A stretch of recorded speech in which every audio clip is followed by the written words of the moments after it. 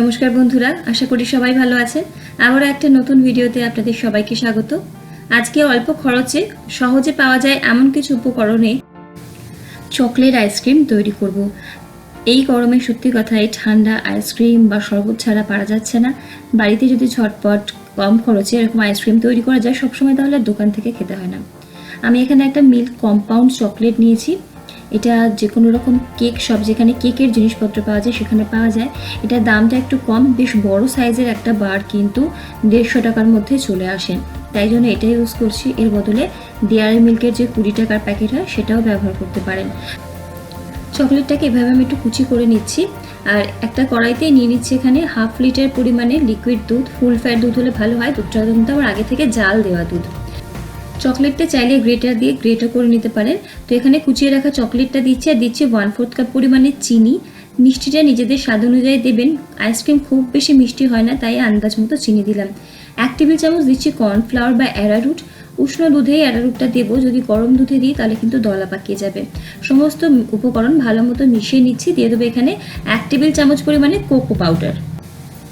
চকলেটের বদলে চাইলে চকলেট সস ব্যবহার করতে পারেন অথবা স্কিপও করতে পারেন। আর এখানে দেবো আমি 1/2 চা চামচ পরিমাণে ভ্যানিলা এসেন্স। এবারে সমস্ত কিছুকে হালকা হাতে একটু ভালো মতো মিশিয়ে নিয়ে গ্যাসের ফ্লেমের মধ্যে কড়াইটাকে বসিয়ে দেবো। প্রথমে কড়াইটাকে একদম লো ফ্লেমে রেখে দেবো। লো ফ্লেমে রেখে আস্তে আস্তে নাড়াচাড়া করতে করতে দেখবো যে দানাগুলো আছে আস্তে আস্তে সব কিন্তু মিশে যাবে। তারপর লো ফ্লেমে রেখেই এই মিশ্রণটাকে ফুটিয়ে নিতে হবে। 4 থেকে 5 মিনিট মতো সময় লাগবে। দেখবেন মিশ্রণটা আস্তে আস্তে এরকম ঘন হয়ে আসছে আর সব কিছু ভালো মতো মিশে গেছে। যেহেতু কর্নফ্লাওয়ার দেওয়া আছে, তো মিশ্রণটা ঘন হতে বেশিক্ষণ সময় লাগবে না। যখন এরকম ঘন হয়ে আসবে, গ্যাসের ফ্লেম বন্ধ করে দিয়ে একটা পাত্রে নেব আর ছেঁকে নেব, যাতে কোনো দানা বা মিশ্রণটা বেশি মসৃণ হয়। ছেঁকে নেওয়ার পরে ঘরের তাপমাত্রায় আনবো মিশ্রণটাকে। তারপরে আমি ফ্রিজের মধ্যে রেখে একদম ঠান্ডা করে নেব। এদিকে একটা বাটির মধ্যে নিচ্ছি ফ্রেশ ক্রিম। আমি ফ্রেশ ক্রিমটা সম্পূর্ণটা কিন্তু নেব না, ওই অর্ধেকটা মতোই রয়েছে ততটাই নেব। ফ্রেশ ক্রিমটা চাইলে ফ্রিজারে রেখে একদম ঠান্ডা করে নিতে পারেন, তারপরে ব্যবহার করতে পারেন। ফ্রেশ ক্রিমের বদলে আপনারা বাড়িতে যে মালাই থাকে সেই মালাইও কিন্তু ব্যবহার করতে পারেন। ফ্রেশ ক্রিমটাকে 2 থেকে 3 মিনিট মধ্যে একটু ভালো মতো ফেটিয়ে নেব। অনেকেই জায়গাতেই এখনও হুইপ ক্রিম পাওয়া যায় না বা ইলেকট্রিক বিটার সবার কাছে নেই, তো ফ্রেশ ক্রিম দিয়ে এভাবে একবার আইসক্রিমটা করে দেখতে পারেন। বানানো খুব সহজ আর খেতেও কিন্তু দারুণ হয়।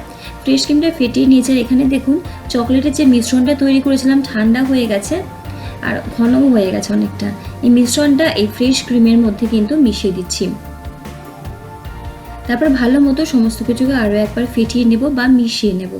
সমস্ত কিছু মেশানো হয়ে গেলে আপনারা কিন্তু চাইলে এর মধ্যে চকলেট কুচি দিতে পারেন, অথবা যে চিপস হয় চকলেট চিপস সেটাও দিতে পারেন। নিজেদের পছন্দ মতো যে কোনো রকম জিনিস দিয়ে কিন্তু, যেহেতু বাড়িতে তৈরি করছি, চকলেট আইসক্রিমটা বানাতে পারেন।